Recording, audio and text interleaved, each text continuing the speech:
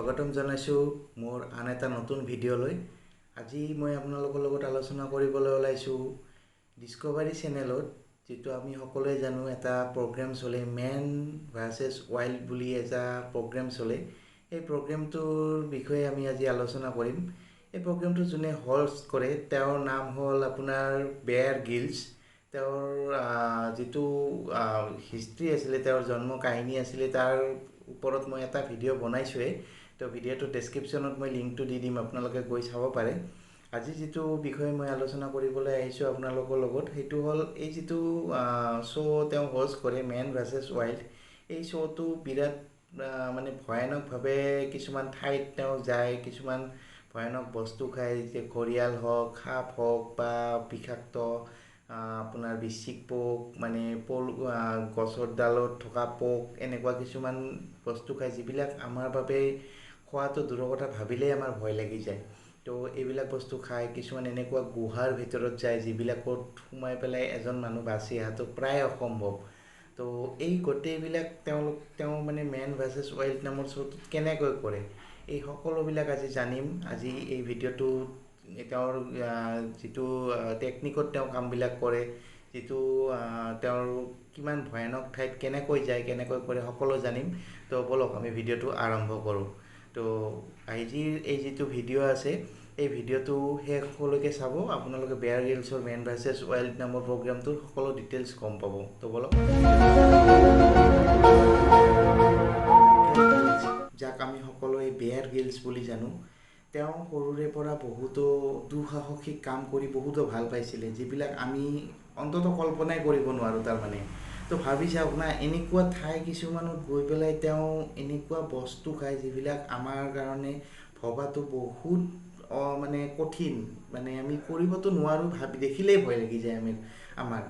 চ' এই যেটো man versus wild বুলি যেটো প্ৰগ্ৰাম ডিস্কভাৰী চেনেলত চলে, তাৰ যেটো ফেন আছে, মানে যিবিলাক মানুহে সেই প্ৰগ্ৰামটো ভাল পায়, সেই পৃথিৱীৰ প্ৰত্যেকটা কোণাতে তাৰ অনুৰাগী আপোনালোকে বা আমি বিচাৰি পাওঁ, বা আমি উত্তৰ পূৰ্বাঞ্চলতো এই প্ৰগ্ৰামটো ভাল পোৱা বহুত মানুহ আছে যোনে এই প্ৰগ্ৰামটো ভাল পায়।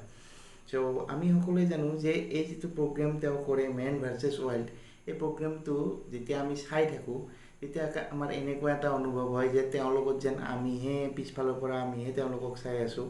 আমি সকলোৱে জানো তেওঁৰ লগত এটা কেমেৰামেন থাকে, কিন্তু অকল কেমেৰামেনটো যে থাকে তেনেকুৱা নহয়, তেওঁৰ লগত এটা সম্পূৰ্ণ ছেফটি টিম থাকে, যাৰ ভিতৰত তেওঁৰ কেমেৰামেন থাকে, সাউণ্ডমেন থাকে, ডাইৰেক্টৰ থাকে, মেডিকেল এছিষ্টেণ্ট থাকে, মেডিকেল ডক্টৰ থাকে, মেডিকেল পুৰা টিম এটা থাকে, ছেফটি টিম থাকে আৰু ষ্টেণ্ড টিম এটা থাকে, যোনে ষ্টেণ্ডত তেওঁ সম্পূৰ্ণভাৱে তেওঁক জনাই কেনেকুৱা ষ্টেণ্ড কৰিব লাগিব। এনেকুৱা নহয় যে তেওঁ নিজে ষ্টেণ্ড কৰিব নাজানে, তেওঁ জানে ষ্টেণ্ড কৰিব, কিন্তু এটা ছেফটি টিমৰ দ্বাৰা ষ্টেণ্ডটোৰ পাৰফৰ্মেঞ্চৰ বাবে ষ্টেণ্ড টিম এটা থাকে। তো এতিয়া যিবিলাক ঠাইত তেওঁ যায়, ধৰক এটা গুহালৈ গৈছে, গুহাত যেতিয়া যায়, গুহাটো এনেকুৱাভাৱে মানে শ্বুটিং কৰে যেন সেই গুহাটোত তেওঁ আৰু কেমেৰামেনটোৰ বাহিৰে বেলেগ কোনো ব্যক্তি নাই, সেনেকুৱা এটা আমাৰ অনুভৱ হয় আমি যেতিয়া প্ৰগ্ৰামটো চাওঁ। কিন্তু দৰাচলতে এটা নিউজ চেনেলত দিয়া তেওঁ ইণ্টাৰভিউ মতে সেই গুহাটোত, যোনটো গুহাত তেওঁ ভয়ানকভাৱে গৈ আছে, সেই গুহাটোত সম্পূৰ্ণ টিমটো থাকে। এটা এপিছড তেওঁ শ্বুট কৰিব লাগে, এটা এপিছড তেওঁ দেখুৱাই 2 দিনৰ ভিতৰত সম্পূৰ্ণ শেষ হোৱা, কিন্তু এটা এপিছড তেওঁ শ্বুট কৰিবলৈ তেওঁক সম্পূৰ্ণ 7 দিনৰ পৰা 8 দিন সময় লাগে।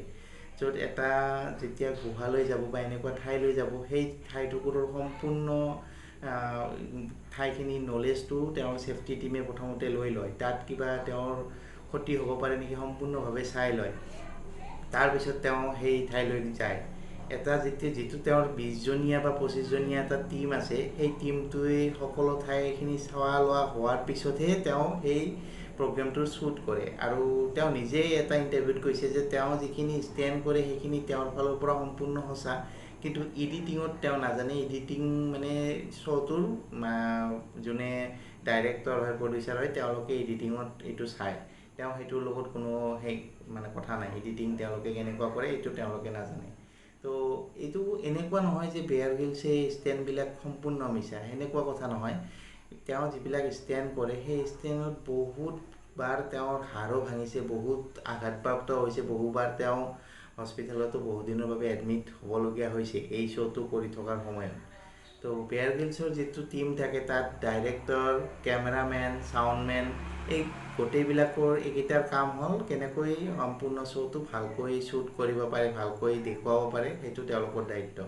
তাৰ ওপৰত যিটো মেডিকেল টীম থাকে তেওঁলোকৰ কাম হ'ল তেওঁ যিবিলাক বস্তু খায়, যে জংঘলত গ'ল এটা গছৰ পাত খালে, কিছুমান পোক খালে, ধৰি লওক সাপ খালে, সাপৰ তেজ খালে, বা কেতিয়াবা তেওঁ কিছুমান পোকে কামোৰে, কিছুমান মাছে কামোৰে, তেওঁ ঘৰিয়াল খায়, ঘৰিয়ালৰ ভোকত তেওঁ ঘৰিয়ালৰ মাংস পৰ্যন্ত খাইছে। তো সেইবিলাক খাই তেওঁ যাতে বডিত ৰিয়েকশ্যন নহয়, বডিত কোনো ধৰণৰ ক্ষতি নহয়, সেই সম্পূৰ্ণ কথাখিনি চাই মেডিকেল টীমটোৱে সকলোবিলাক চালি জাৰি চোৱাৰ পিছত যেতিয়া ছেফ তেওঁলোকে গম পায় যে এইটো ছেফ হয়, তাৰপিছতে তেওঁ বস্তুটো খায় আৰু সেইটো দেখুওৱা হয় এনেকুৱা ধৰণে যেন তেওঁ সেইটো বস্তু প্ৰথমবাৰলৈ পাইছে আৰু কোনেও সেইটো বস্তু চোৱা নাই যে ভাল নে বেয়া, কিন্তু এইটো এটা মেডিকেল টীমে প্ৰথমতে চাই লয়, তাৰপিছতে তেওঁ সেইটো শ্বুট হয়। নেক্সট তেওঁ যিবিলাক পৰ্বতাৰোহণ কৰে, পৰ্বতত উঠে, কিছুমান নদীত জাঁপ দিয়ে, হেলিকপ্টাৰৰ পৰা জাঁপ দিয়ে, এই সম্পূৰ্ণবিলাক তেওঁৰ ছেফটি টীমে প্ৰথমতে চাই লয় কিবা জীৱনক লৈ তেওঁৰ অসুবিধা হ'ব পাৰে নেকি। ষ্টেণ্ড টীম আছে, ষ্টেণ্ড টীমে প্ৰথমতে সম্পূৰ্ণ ষ্টেণ্ড এক্সপাৰ্ট আছে, সেইবিলাক সকলোবিলাক চোৱাৰ পিছতে তেওঁ এই প্ৰগ্ৰেমটোৰ যিবিলাক ষ্টেণ্ড কৰে সেইবিলাক কৰে। কিন্তু এই ষ্টেণ্ডবিলাক বাৰু ঠিক আছে, তেওঁলোকৰ ষ্টেণ্ড টীমে সম্পূৰ্ণভাৱে চালি জাৰি চোৱাৰ পিছত তেওঁ কৰে, কিন্তু তেওঁ যিবিলাক বস্তু খায় সেইবিলাক খোৱাটোতো সাধাৰণ কথা নহয় ন। এটা ঘৰিয়ালৰ মাংস কাটি খোৱা, এডাল সাপৰ ছাল চেলাই কেঁচাই কেঁচাই খোৱা, পিচিক পোক এটা নিজে ধৰি পেলাই খোৱা, বা আপোনাৰ যিবিলাক এনেকুৱা লেতেৰা বস্তু খায়, যিবিলাক খোৱাটো আমাৰ সাধাৰণ মানুহৰ বাবে ইমান সহজ কথা নহয়। তেওঁ পেচাব কৰি পেলাই সেই পেচাব নিজে খাইছে।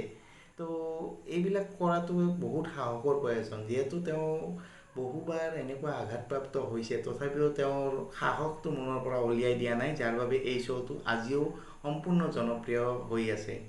তেওঁৰ এইবিলাক যিবিলাক ফেক বুলি কিছুমান নিউজ চেনেলে কয়, কিন্তু ফেক হওক যি হওক তেওঁৰ অনুৰাগীয়ে সদায় এই প্ৰগ্ৰেমটো চাই ভাল পায়। কাৰণ কিয়, তেওঁ যিটো ধৰণে কামবিলাক কৰে, যিবিলাক বস্তু খায়, সেইবিলাক বস্তু সাধাৰণ ব্যক্তিৰ কাৰণে সম্ভৱেই নহয়, টোটেলি সম্ভৱ নহয়।